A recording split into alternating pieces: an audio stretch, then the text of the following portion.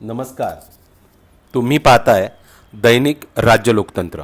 सर्वोच्च न्यायालयाने दिव्यांग व्यक्तीसाठी नवीन तत्त्वे जारी केले आहेत. आँख मिचोली चित्रपटाशी संबंधित कायदेशीर वादावर 8 जुलैला सर्वोच्च न्यायालयाने आपला निकाल दिला आहे.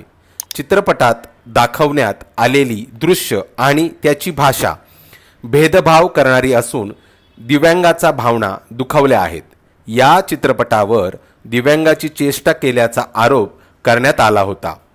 चित्रपटातील अपंगाचे विनोदी चित्रण त्यांच्या सन्मानपूर्वक जीवन जगण्याच्या आणि समानतेच्या मूलभूत अधिकाराचे उल्लंघन करते असा आरोप आहे. यामुळे सर्वोच्च न्यायालयाने चित्रपटामध्ये दिव्यांग व्यक्तीच्या चित्रणासाठी मार्गदर्शक तत्त्वे जारी केली आहेत.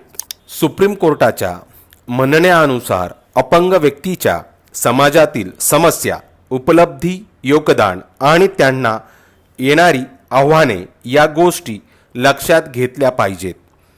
चित्रपटाचा संदेश काय आहे हे चित्रपट निर्मात्याने किंवा दृश्य निर्मात्याने लक्षात ठेवले पाहिजे असे सर्वोच्च न्यायालयाने म्हणले आहे.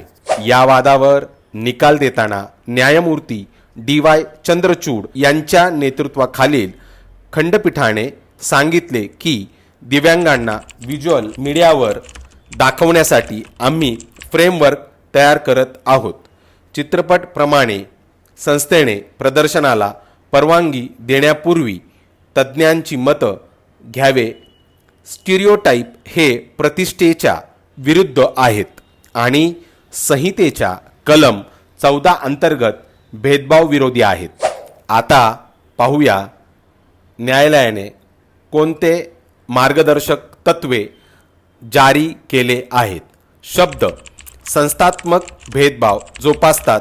अपंग आणि स्पॅस्टिक सारख्या शब्दांचा अपंग व्यक्तीबद्दलच्या सामाजिक समाजामध्ये अवमूल्यन झालेला अर्थ प्राप्त झाला आहे. ते नकारात्मक आत्म प्रतिमेमध्ये योगदान देतात आणि समाजातील भेदभावपूर्ण वृत्ती आणि प्रथा कायम ठेवतात. अशक्तपणाला वैयक्तिकृत करणारी आणि अक्षम करणाऱ्या सामाजिक अडथळ्याकडे दुर्लक्ष करणारी भाषा टाळल्या पाहिजेत किंवा सामाजिक मॉडेलच्या विरुद्ध म्हणून पुरेशा ध्वजांकित केल्या पाहिजेत. निर्मात्यांनी शक्य तितक्या वैद्यकीय स्थितीचे अचूक प्रतिनिधित्व तपासले पाहिजे. रातांधळेपणा सारख्या स्थितीत काय अंतर्भूत आहे याचे दिशाभूल करणारे चित्रण या स्थितीबद्दल चुकीची माहिती कायम ठेवू शकते आणि अशा अपंगत्व असलेल्या व्यक्तीबद्दल रूढीवादी कल्पना निर्माण करू शकते ज्यामुळे अपंगत्व वाढू शकते. अपंग व्यक्तीचे प्रतिनिधित्व कमी आहे. अपंग व्यक्तींना येणाऱ्या अडथळ्यांबद्दल सरासरी लोकांना माहिती नसते. व्हिज्युअल मीडियाने त्याचे जीवन अनुभव प्रतिबिंबित केले पाहिजेत. त्याचे चित्रण त्यांच्या जीवनातील अनेक वस्तूंचे चित्रण केले पाहिजे आणि ते एक आयामी सक्षम व्यक्तिचित्रण नसावे. व्हिज्युअल मीडियाने दिव्यांग व्यक्तीच्या वैविध्यपूर्ण वास्तवाचे चित्रण करण्याचा प्रयत्न केला पाहिजे. केवळ त्याची आव्हानेच नव्हे तर त्याचे यश, प्रतिभा आणि समाजातील योगदान देखील प्रदर्शित केले पाहिजे. त्यांना पुराण कथावर आधारित किंवा इतर टोकाला सुपर अपंग म्हणून सादर केले जाऊ नयेत. निर्णय घेणाऱ्या संस्थांनी सहभागी मूल्य लक्षात घेतले पाहिजे.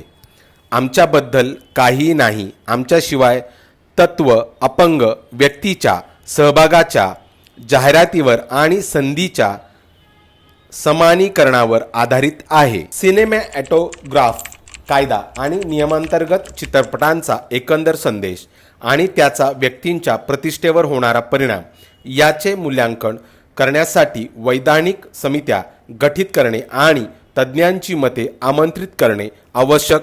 अपंग व्यक्तीच्या हक्कावरील अधिवेशनात अपंग व्यक्तीशी सल्लामसलत करणे आणि त्याच्याशी सुसंगत असलेल्या चित्रणास प्रोत्साहन देण्यासाठी उपाययोजनांच्या अंमलबजावणीमध्ये सहभाग आवश्यक आहे.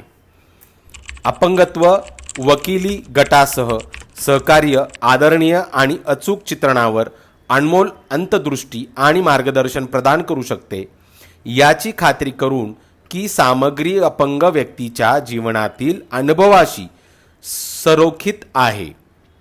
लेखक, दिग्दर्शक, निर्माते आणि अभिनेते यासह व्हिज्युअल मीडिया सामग्री तयार करण्यात गुंतलेल्या व्यक्तीसाठी प्रशिक्षण आणि संवेदीकरण कार्यक्रम लागू केले जावेत. सर्वोच्च न्यायालयाने दिव्यांग व्यक्तीच्या भावनांचा आदर करत ही तत्त्वे जारी केलेले दिसत आहे.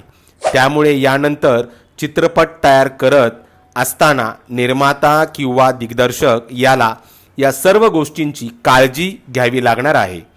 तुम्हाला सर्वोच्च न्यायालयाचा हा निकाल कसा वाटला? आम्हाला कमेंट करून नक्की कळवा. आणि जर राज्य लोकतंत्र चॅनलवर नवीन असाल तर चॅनल सबस्क्राईब करायला विसरू नका. धन्यवाद.